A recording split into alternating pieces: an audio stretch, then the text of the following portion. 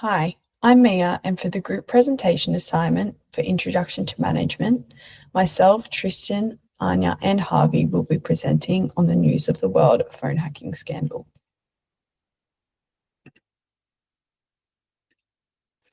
The news of the world phone hacking scandal remains one of the most cataclysmic moments in modern British media history. What began in 2006 as the arrest of a single rogue reporter for intercepting royal voicemails later revealed evidence of systemic, enduring phone hacking which targeted celebrities, politicians, and victims' families. The public outrage and universal lack of trust in those with positions of power triggered widespread police investigations, criminal trials, and the Leveson inquiry into press ethics, reshaping the privacy and press freedom landscape in the UK forever.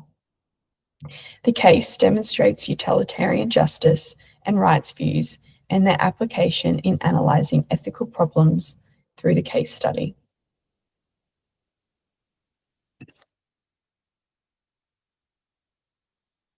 Case exposure from 2006 to 2007. In August 2006, Clive Goodman was the royal editor of News of the World. He and private investigator Glenn Mulcair were arrested for hacking voicemail messages of royal aides. Hundreds of potential targets were identified upon investigation through the recovery of Mulcair's notebooks, which contained phone numbers and PIN codes of potential and current victims. In January 2007, both Goodman and Mulcair pled guilty to the charges under the Regulations of Investigatory Power Act 2000 and the Interception of Communications Act 1985, sentencing Goodman to 4 months and Mulcair 6 months in prison. The editor, Andy Coulson, resigned following this and alleged he wasn't aware of the hacking. The case established a rogue report narrative as the News International defense asserted it was an isolated act, and in turn it also created a precedent for criminal liability and further media police cooperation. Further evidence from 2009 to 2011. However, the case further escalated when The Guardian published evidence to allege the phone hacking was much more than reported and investigated. Details of the PFA chief, Gordon Taylor, being paid over £400,000 in confidentiality clauses and damages emerged to prevent further exposure.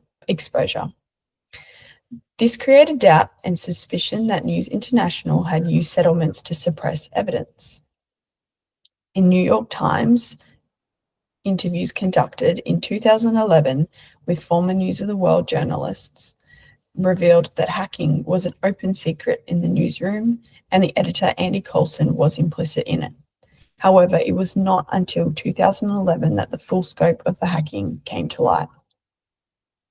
In January of 2011, the investigation is reopened, called Operation Wheating. It is at this point that the international news admits liability for the hacking and compensation scheme is then stood up. However, arguably, the tipping point is the discovery that Millie Dowler, a 13-year-old girl who was abducted and brutally murdered in 2002, had her voicemail hacked into by journalists who deleted some voicemails, leading her family to believe Millie may still be alive. This information irrevocably pivoted the case from purely a breach of celebrity privacy to tampering with a murder investigation of a minor. The victims of the phone hacking also included not only prominent sports figures, ministers of parliament, and celebrities, but more shockingly, relatives of soldiers killed in Afghanistan and Iraq, and families affected by the London bombings. These discoveries took the case from scandal to a political issue within the UK and around the world.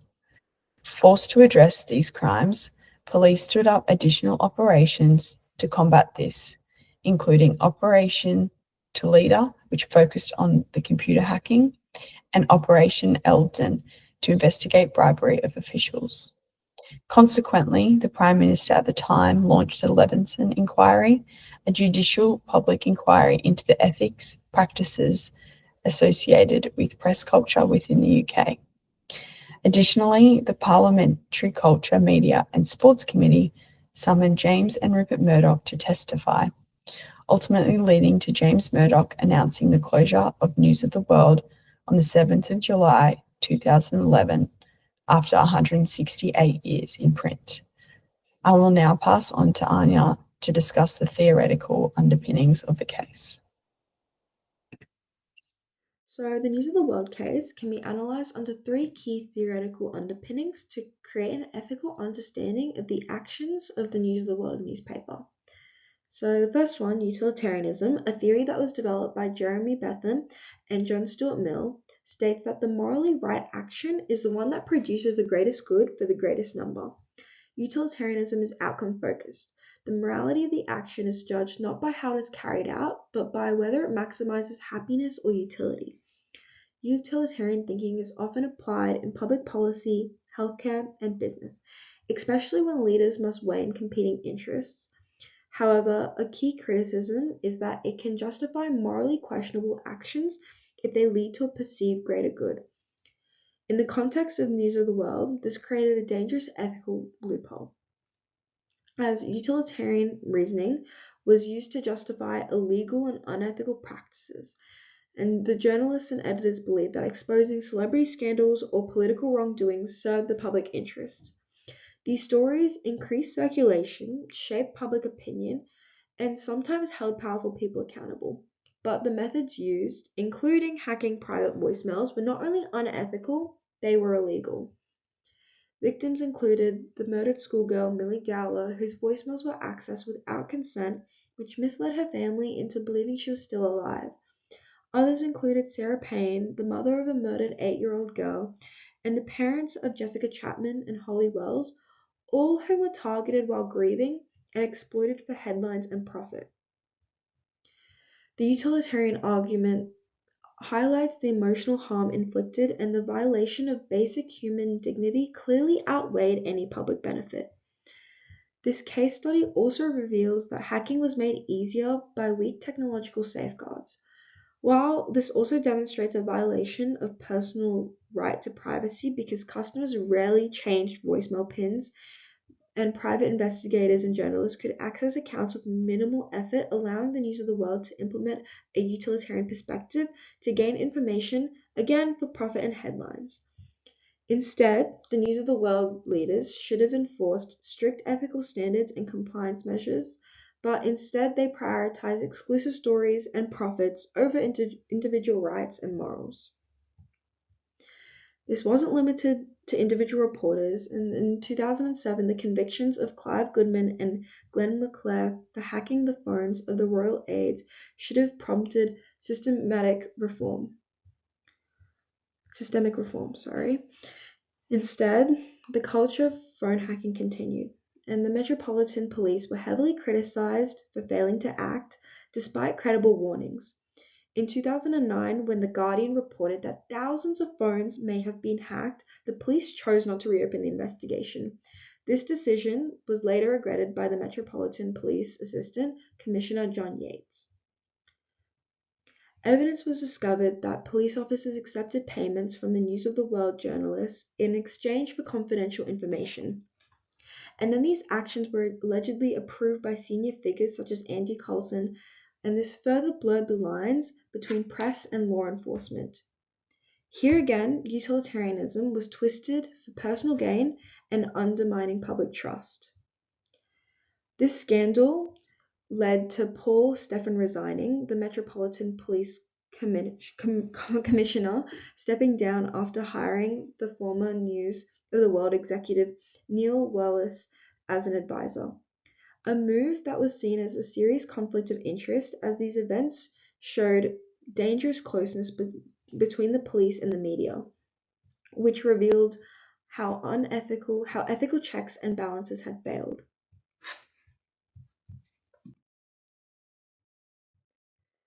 So, John Rawls' Justice as Fairness emphasizes equality in ethical decisions, should not only uphold individual rights, but should also ensure that all individuals are treated impartially and that wrongs are adequately addressed through procedures, and restitution.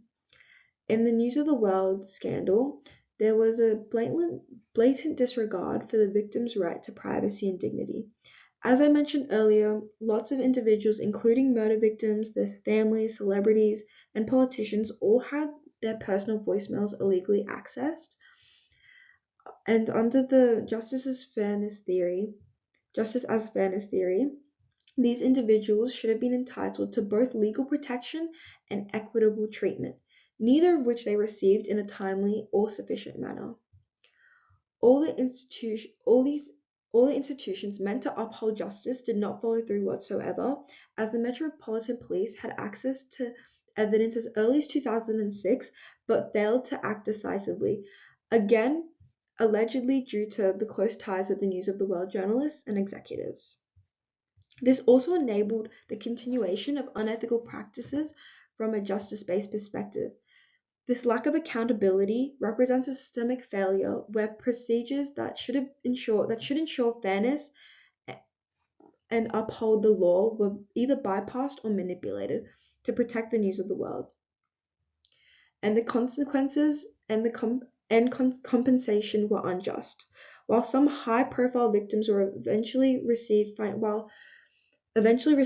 financial compensation and public apologies, many of them were left unacknowledged or uncompensated, especially early in the scandal. The justice as fairness theory would mean that all victims are entitled to recognition and restitution regardless of their public profile. Figures like Rupert Murdoch had significant media influence and had an ethical duty to ensure that practices within the organizations adhered to the law and respected human rights. The failure to do so also reflects a violation of justice, where those in power benefit disproportionately while others suffer the consequences of their misconduct. Hi there, my name's Harvey, and I'll be building upon Anya and Mia's analysis by delving into another theoretical underpinning that can reveal a different perspective on the News of the World case study. I also hope to cement the points already made by my team. We'll start off with the rights view. So, according to the rights view, ethical decisions must be made in ways that both respect and protect individual rights and liberties. This means treating them as inviolable. That's regardless of what outcomes might result from it. Today, I'll be discussing three core rights: an individual's right to privacy, due process, and autonomy. These three rights sort of form an ethical boundary. Any action that occurs outside of this boundary is a violation and cannot be justified. In this case, there are claims of public interest or entertainment or utility, and all of these claims are redundant. In the News of the World phone hacking scandal, this ethical boundary, was repeatedly and systemically breached. Reporters and investigators intruded into thousands of private voicemails without consent. So, who were the targets? Well, not only was it public figures, but vulnerable victims of crime, families of murdered children like Millie Dowler, victims of terror attacks like in the London bombings, and relatives of British soldiers. It is in both the scale and persistence of these attacks that we can clearly see a fundamental failure to respect the dignity and autonomy of individuals. This case exposes an organisation with a really toxic culture, one that placed profit and sensationalism over basic human rights. But it does go far deeper than privacy violations. Many victims involved in the crimes were not informed for years. This is due to police investigations, which were undeniably ineffective due to their close ties with press interests. This was because of bribes and suppression of evidence by the News of the World newspaper. This undermined completely the individual's right to protection and due process, eroding trust in both media and law enforcement. Despite widespread outcry and legal settlements, initial management responses at News of the World prioritized concealment and self-preservation rather than ethical accountability. The case illustrates that the rights view acts as a deontic constraint within management. Rightful claims to privacy and justice cannot be set aside for corporate or societal gains. Ethical management requires leaders to uphold these rights in all decisions, protect victims, maintain fair investigations, and build a culture of respect and transparency. The failure to do so in this case led to not only the closure of a storied newspaper, but to lasting reputational and financial harm to the organisation as a whole. When considered together, the three main ethical views each offer valuable but distinct perspectives on the News of the World phone hacking scandal. We started off with the utilitarian view, which bases ethical decisions on overall outcomes. It's of limited relevance in this case, since the supposed greater good of revealing stories can't justify the really grave harm caused to the victims and the complete loss of public trust. The justice view is relevant here and highlights the persistent failures in fairness and due process, from the unequal treatment of victims to police corruption that undermined accountability. In this case, the rights view is most compelling, as this case is centered around systemic violations of individual privacy and autonomy, illustrating how inviolable rights act as a firm boundary for ethical conduct, regardless of any claims to usefulness or public interest. Ultimately, this case demonstrates that while consequences and procedural fairness matter, the fundamental respect for individual rights must be a controlling factor in ethical management and decision-making. Building on the case facts outlined earlier, the key findings show both systemic misconduct and deeper governance failures that matter for managers today. As Mia, Anya, and I have outlined, this started as a single arrest but quickly revealed a pattern. The findings highlight why governance, ethics, and culture matter in the organizational practice. As managers, this reminds us that rules on paper are never enough. If they're not lived out, they are redundant. They need to be lived out in daily routines and enforced through accountability. Systemic misconduct and governance failure. What we see here is not a one-off lapse. Phone hacking became a routine method to secure exclusives. That tells us that controls existed on paper but did not operate in practice. This is a textbook governance failure. Accountability existed on paper but not in practice. Leaders either didn't ask the hard questions or ignored the answers when they didn't like them. In management terms, this is a systemic problem more than a single individual problem, which is why it persisted over years rather than weeks. Trials and outcomes. The record of accountability was mixed. Andy Kalusin was convicted while Rebecca Brooks was acquitted. Civil damages and litigation continued long after the newsrooms shut down in 2017. What this shows is that prevention had already failed. When trust is lost, rebuilding it is slow and uncertain. For managers, this is a reminder that deterrence belongs in the design and implementation of a process and structure of an organization, not in the review phase. Not only in the review phase. The regulatory response. The regulatory framework shifted after the scandal. The Press Complaints Commission closed and Independent Press Standards Organisation was launched in 2014. Under the Royal Charter, the Press Recognition Panel recognised Impress, the independent monitor for the press, in 2016, and that recognition has been maintained. The UK now operates a two-track model with an industry body and PRP recognised body that aims for independence. The design was an attempt to do two things at once: rebuild legitimacy while still protecting the freedom of the press. Police operations. In response, police operations were also scaled up. We saw Operation Wheating targeting phone hacking. Operation Elveden dealt with unlawful payments to public officials. Operation Tulita examined computer misuse.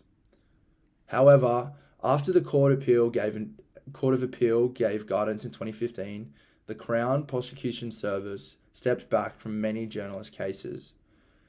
That really underlines how blurred the boundary is between legitimate reporting in the public interest and criminal conduct. A really difficult line for investigators and prosecutors to manage. Cultural trust and the public. So the cultural impact was profound, particularly with the Millie Dowler case. It really shifted the public reaction from celebrity gossip and fun to a real breach of basic decency. Public confidence in tabloids declined pretty sharply and hasn't since returned. For managers, the implication is clear. Trust is not just a communications issue, but a question of legitimacy. And once that legitimacy is compromised, recovery is really, really slow, as every organizational action is viewed through a lens of doubt. That's why prevention and early detection are the real work of governance. Good afternoon. My name's Tristan, and look, in this section, I'm going to be focusing on culture, leadership, and ethics in the News of the World case. I'm going to explain how governance and culture failed together using theories of agency, stakeholder balance, and organisational culture. So by the end of this section, I hope to show that integrity is not just a written value, but something that managers have to model and reward every day. So on my slide, you'll see key findings and key issues. First up is governance and culture. And look, they have to work together because strong rules will fail without a supportive culture. And values in both, in this instance, equaled collapse. So this case shows that both had actually failed at the same time. The lesson here is that culture and control are complements and not substitutions. So if either one of those is weak, governance is going to eventually collapse. So next up, agency theory, which helps explain how incentives drove behaviour in this case. So agency theory, incentive structures rewarded circulation and sales in this instance, not ethics. So short-term gains actually undermine the long-term legitimacy of the news. Oversight wasn't strong enough, and the way that incentives were set up pushed people towards chasing headlines and profits. And that meant that managers and staff had to make choices that potentially harm their principles as well as those of the broader stakeholders. Look, when profit becomes more important than purpose, trust is lost and governance completely starts to unravel. So the lesson for managers here is pretty straightforward. Build incentives as well as independent checks so that not doing the right thing is the more challenging path, but it's the natural one to just do the right thing. Moving on to point 3, stakeholder theory. That shows us who was prioritised and who was left out of the decision-making process in this instance. So shareholder readership metrics were prioritised over victims and community trust.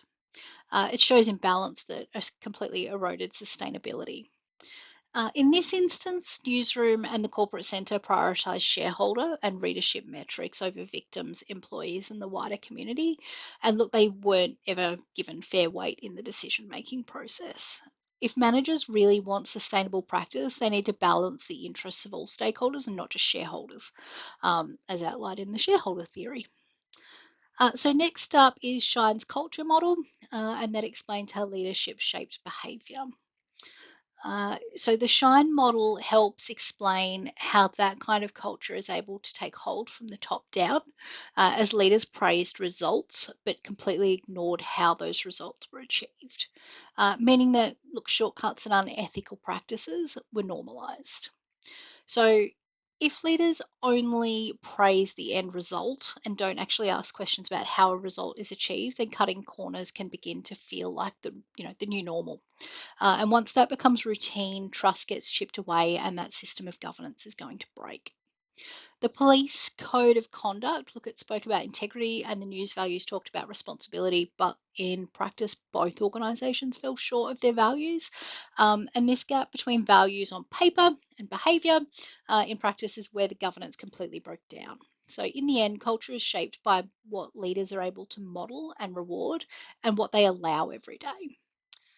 So fifth point is values gap or values under pressure.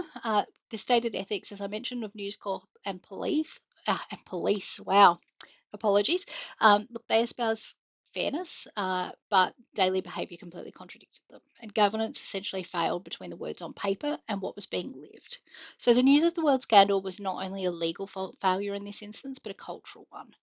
So while the police code of ethics highlights integrity, fairness, respect, selfless public service, and the News Corp standards prioritize openness and respect and integrity, they both completely fell short. And the gap between their stated values and everyday behavior is where that governance completely broke down.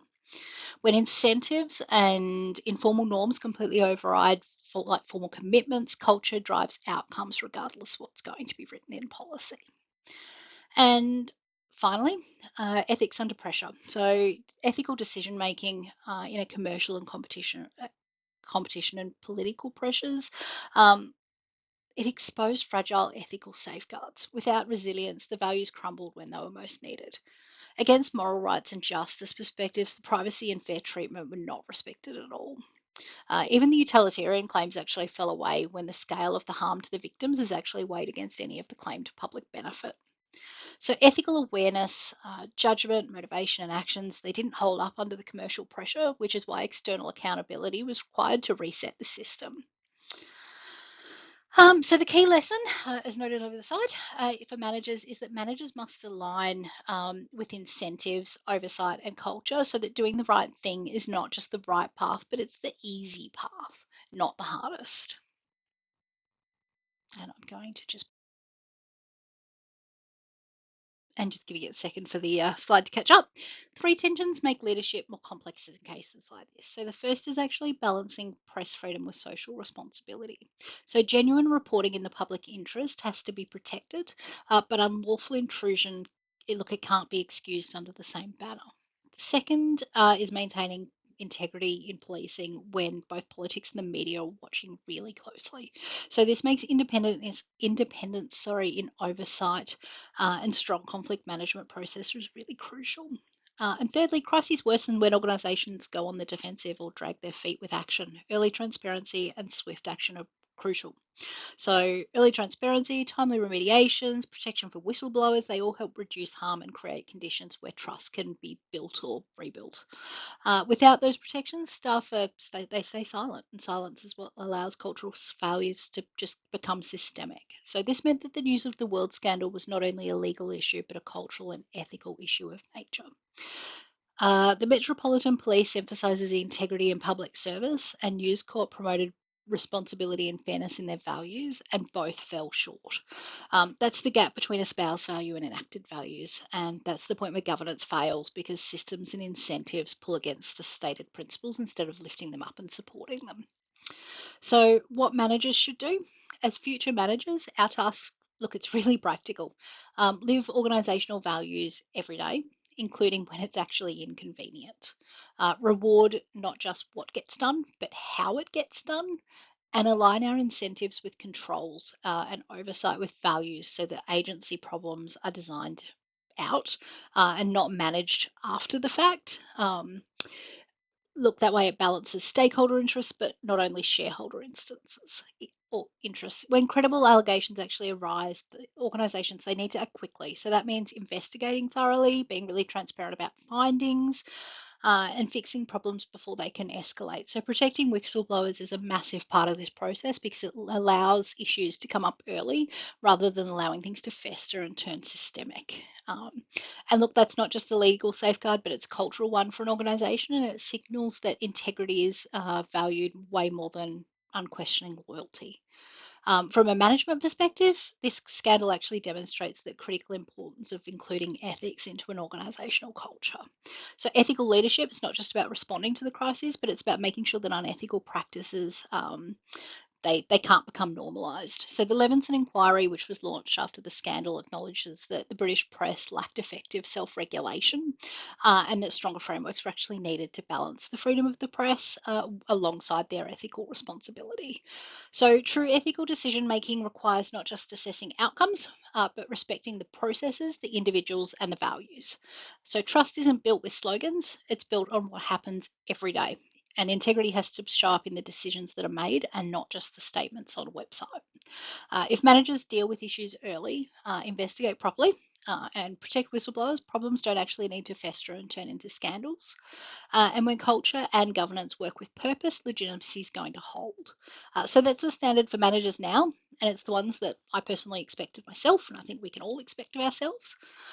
So look, in conclusion, in this presentation, we've set out to analyse how the News of the World phone hacking scandal linked in theory to practice and identified lessons into how we become managers. So Mia's introduced the case and summarised how it was developed. Anya's explained the theoretical underpinnings through utilitarianism and justice, and Harvey's had a look at the rights view, and Harvey's also outlined the legal and regulatory outcomes. So I've also explored cultural leadership and ethical failures, and together these perspectives, they show how when governance and culture and incentives all fail at the same time, organisations they lose legitimacy in public trust. So the key lesson for managers is that our values have to be lived every day, not just written down, and that incentives and oversight and culture all need to align. On this slide, you're going to see all of our references. I won't go through each one, but they're there if you want to look at them at a future date. And thank you so much for watching our presentation, and thank you for your attention.